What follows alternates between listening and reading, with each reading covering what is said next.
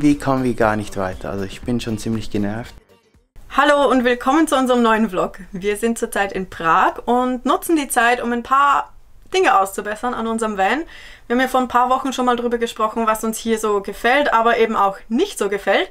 Und ein paar Dinge möchten wir jetzt ausbessern. Wir haben zum Beispiel auch schon mit Kleinigkeiten begonnen. Wir haben die Latten des Betts neu gestrichen oder auch hier diese Schrauben an den Griffen ausgebessert. Heute soll es nun aber ans größte Projekt gehen, und zwar ist das rund um die Küche. Da gibt es ein paar Dinge, die wir neu machen möchten oder besser machen möchten. Und damit starten wir heute. Wir haben hoffentlich alles zusammengesammelt. Wir waren in gefühlt 500 Baumärkten. Wahrscheinlich fehlt trotzdem wieder die Hälfte, aber ja. Jetzt fangen wir mal an und hoffen, dass es klappt.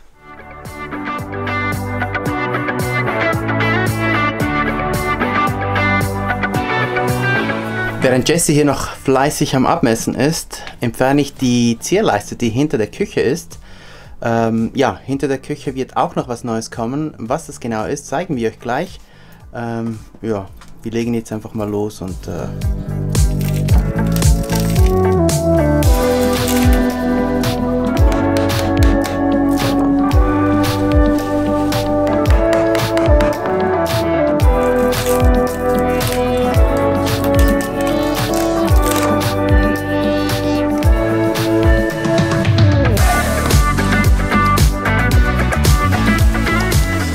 Sieht so aus, als wären wir fertig mit den Vorbereitungen und es führt kein Weg mehr drum herum. Wir müssen hier ein Loch in die Sägeplatte, in die Platte sägen. Ich bin schon so nervös, dass ich nicht mehr reden kann. Ja, wir messen lieber nochmal nach, denn wenn das Loch zu groß ist, dann ist es vorbei mit der Platte. jetzt kommt der spannende Teil.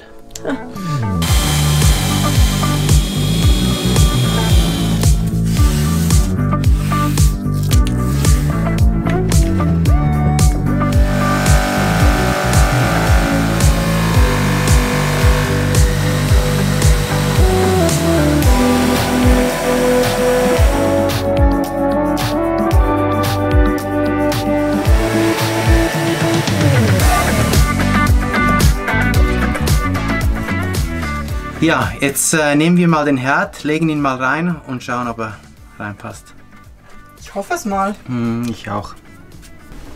Und das ist das schöne Stück. So, und jetzt mal schauen.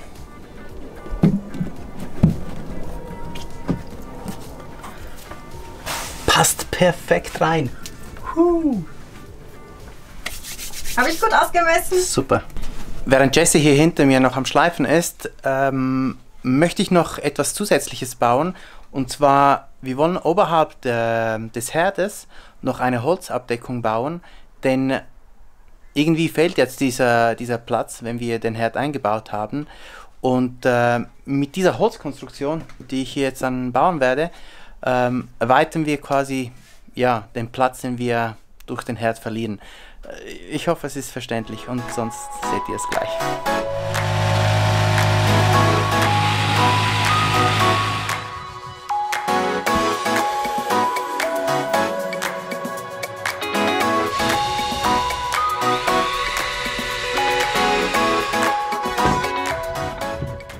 Ja, und so sieht die Box aus, die danach auf den Herd kommt. Ja, ist noch nicht geschliffen und so, und ich bin eigentlich auch nicht so zufrieden, aber ja, das passt dann irgendwie so drauf. Und dann kann man das noch zusätzlich als, ja, als Arbeitsfläche benutzen. Also ich finde es nicht so schlecht. Ich glaube, Roberto ist einfach wieder zu perfektionistisch. Damit sind wir eigentlich auch schon so gut wie fertig. Wir haben das Loch gemacht, wir können die Kochplatte einsetzen, wir haben die Arbeitsplatte geschliffen. Da haben wir sie komplett geschliffen, denn besonders in der Anfangszeit wussten wir noch nicht so ganz, was die Platte verträgt und was eben nicht. Und da gab es ein paar Benutzungsspuren. Die haben wir jetzt weitestgehend wegschleifen können. Das heißt, das werden wir nochmal neu ölen, aber erst am Schluss. Denn jetzt möchten wir uns diesen Teil hier widmen. Ich habe jetzt eben auch nochmal gerade drüber gewischt. Hier kommen nämlich solche Fliesen hin. Zum einen aus ästhetischen Gründen, aber auch als Spritzschutz, denn ja, wir werden ja keinen Deckel mehr vom mobilen Kocher haben und dann sollte das ganz praktisch sein. Und wir waren auch im Austausch mit anderen Selbstausbauern und ja, mit dem Kleber, den wir verwenden, hoffen wir, dass das gut hält. Ich glaube, unsere Chancen stehen nicht so schlecht.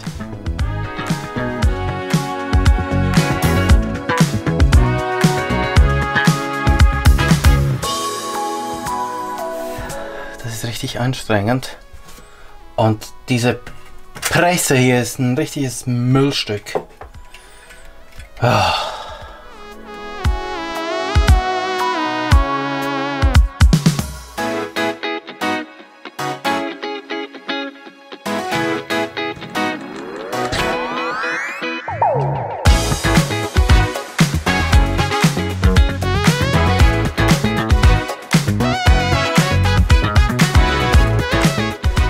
Die erste Reihe ist gemacht.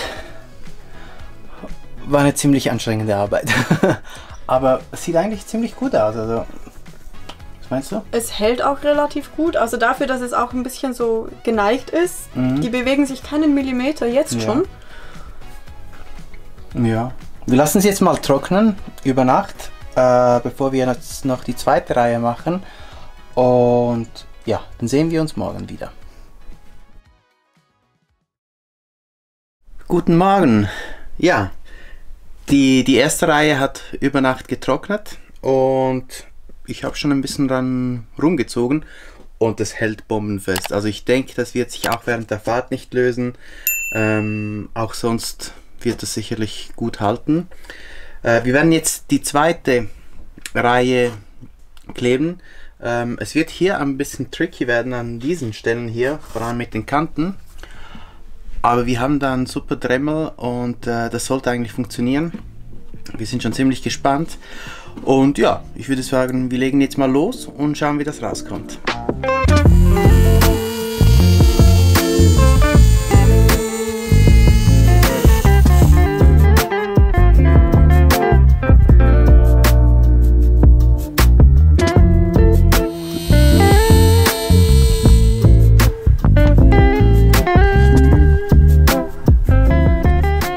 Ich glaube, das sieht recht gut aus und wir können gleich die letzte Fliese legen.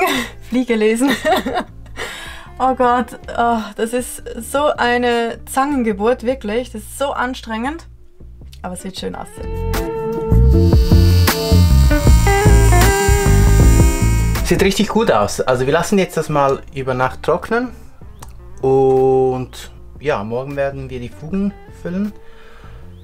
Und heute, was machen wir heute noch? Was gibt es noch zu tun? Keine Ahnung, es gibt immer was zu tun. Wir finden schon noch was. Wir haben jetzt eine Runde mit Baxi gemacht und uns ist noch was eingefallen, was wir machen können. Nämlich, wir haben hier diese Gasdruckfedern gekauft und die wollen wir endlich an den Oberschränken anmachen, denn bis jetzt haben wir die immer mit unserem Kopf gestützt, was nicht so bequem ist und ja, das sollte jetzt wohl endlich Abhilfe schaffen.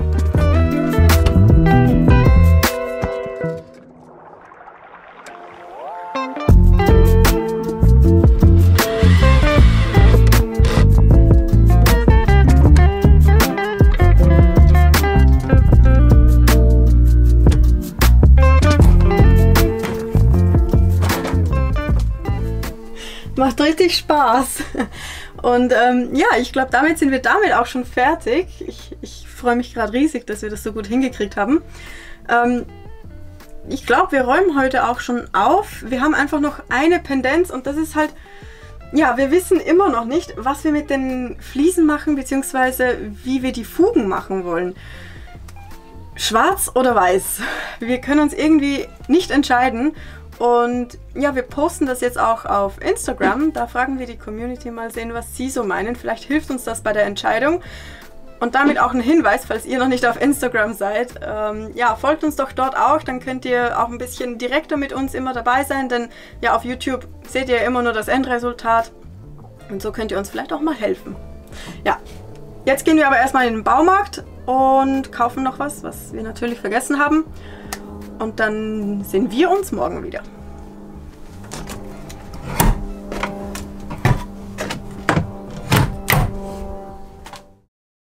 Ein neuer Ausbautag fängt an und für uns ist es schon Tag 4, denn gestern haben wir ein paar Kleinigkeiten gemacht, die wir euch am Schluss nochmal zeigen, wenn wir alles zusammenfassen. Heute geht es nun endlich an die Fliesen. Es war ein ganz schöner Entscheidungsprozess und ja, vielen Dank auch nochmal für die Tipps und Inputs. Es hat sich herausgestellt, dass Weiß wohl recht anfällig für Verschmutzungen ist und deswegen für uns wegfällt. Schwarz hat uns aber auch nicht überzeugt, denn da waren irgendwie so ein bisschen wenig Kontraste und ja, hat auch nicht so gut ausgesehen. Also jetzt der Mittelweg, Grau bzw. Anthrazit. Und ja, das heißt, wir legen jetzt los, wagen uns ran und kleben als erstes mal das ab, was nicht voller Silikon werden soll.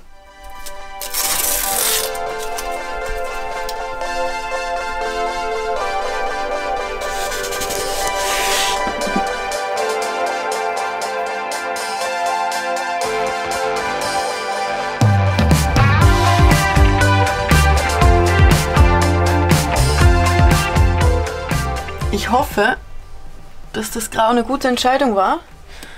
Beim Teststreifen ist es noch ein bisschen nachgedunkelt. Also es sollte ein bisschen dunkler werden als das hier. Und ja, jetzt fehlt nur noch, dass wir es schön hinkriegen, weil es ist schon ganz schön schwierig, die Pampa hier richtig schön glatt zu streichen.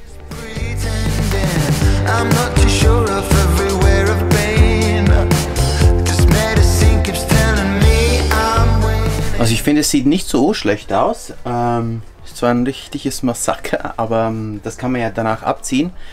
Und zum Glück macht Jessie diese Arbeit, weil ich habe gar keine Geduld für solche Sachen. Also, naja. Mir geht langsam auch die Geduld zu Ende, aber... Ja, wir sind schon fast fertig. Und dann lassen wir es mal trocknen und sehen dann das Resultat.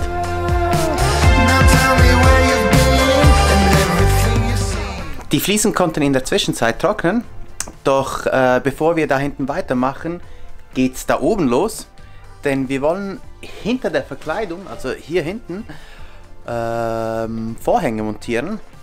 Jessie hat die bereits genäht, muss noch ein paar Korrekturen machen und ja, damit wir das hinbauen können, müssen alle Latten da oben wegkommen und das mache ich jetzt mal. So I can trick myself like you were here. Ja, und das ist die Latte, die wir brauchen, denn hier an der Rückseite kommt diese Schnur hin. Ja, die Schnur, die ist ein paar Meter lang und die kann man einfach abzwacken und die hat ein Gewinde drin. Da kommen dann diese Haken ran und die kann man beliebig lang machen und am Holz selbst kommen diese Ösen ran und das befestigt man dann und ja, das hält dann. Also wir haben das vorne schon beim Vorhang die Fahrkabine mit dem Innenraum quasi abtrennt und das hält bombenfest. Also wir sind da richtig überzeugt und das Material ist sehr leicht.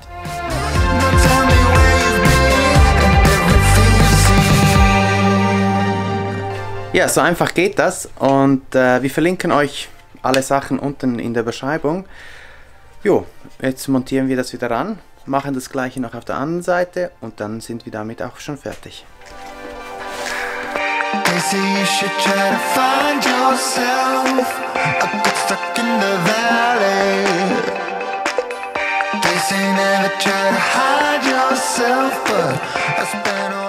Jessie hat hier noch auf der Seite Magnete eingenäht, damit es dann hier mit dem ja, mit der Tür hängen bleibt.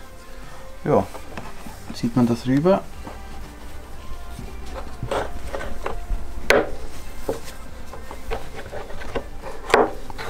Und dann hält das. Weiter geht's. So, jetzt kommt der Teil, wo wir die Herdplatte einkleben. Ja, hoffentlich klappt das richtig. Wir sind irgendwie bei jedem Schritt so nervös, aber ja, das wird schon. Ich messe das jetzt mal aus, werde das mit so Malerklebeband, Kreppband markieren und dann kommt der Kleber.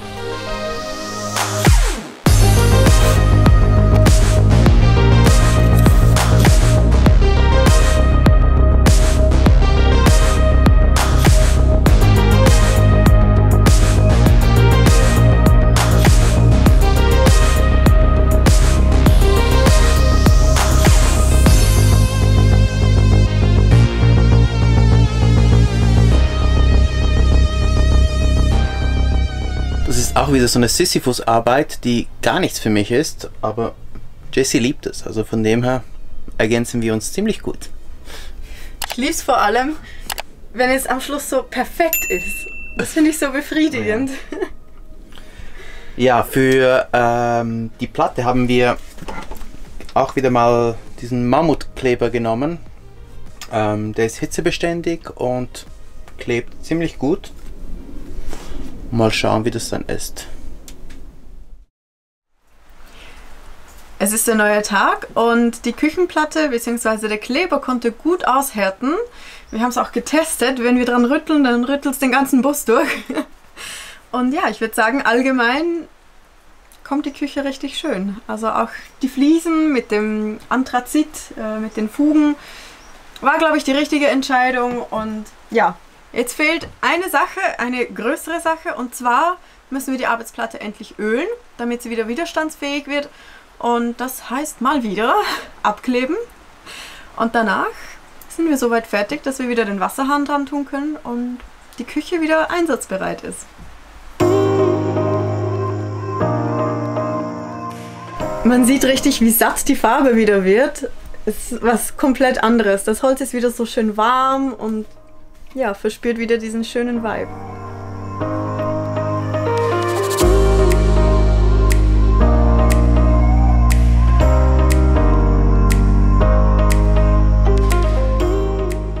Heute Morgen haben wir die Küchenplatte noch einmal geölt und ja, wie ihr hinter mir sehen könnt, herrscht Riesenchaos. Also wir müssen all das Zeugs noch in den Van legen. Wir sind noch am Waschen. Draußen regnet es. Die Küchenplatte muss noch 24 Stunden trocknen und irgendwie kommen wir gar nicht weiter. Also ich bin schon ziemlich genervt und ja, wenn ich da sehe, was noch alles auf uns zukommt und ja. Naja, wir sortieren das jetzt ein wenig und dann Step by Step.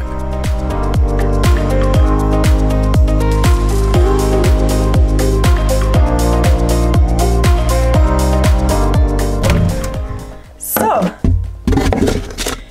kommt noch ein bisschen was fürs Badezimmer, unsere Kleidung und dann sollten wir fertig sein. Und dann zeigen wir euch endlich mal, was wir hier alles gemacht haben. Wir freuen uns riesig, dass wir endlich mal alles fertig haben. Jimmy ist abfahrbereit und jetzt kann ich euch endlich zusammenfassen, was wir hier alles gemacht haben. Also erstmal das, was man nicht so gut sieht. Wir haben die Farbe ausgebessert, an manchen abgenutzten Stellen haben wir nochmal nachgepinselt und wir haben die Wasserschläuche fürs Befüllen des Frischwassers nochmal ein bisschen umorganisiert. Die brauchen jetzt viel weniger Platz und wir müssen den Schlauch nicht mehr aus dem Schrank rausholen, sondern wir können einfach von draußen direkt an den Korpus anschließen. Dann haben wir bei den Schränken noch was gemacht, und zwar die großen Schränke haben jetzt so ein Seil. Das dient als Sicherung, damit es nicht aufgeht, denn bei manchen Schotterpisten, die waren schon richtig übel und da sind die Schränke aufgegangen, trotz Magnete und alles lag überall rum. Also das kann uns nicht mehr passieren. Und hier bei den Oberschränken haben wir jetzt diese super praktischen Gasdruckfedern. Da halten die Schränke auch einfach offen und das ist natürlich im Alltag auch nochmal viel einfacher.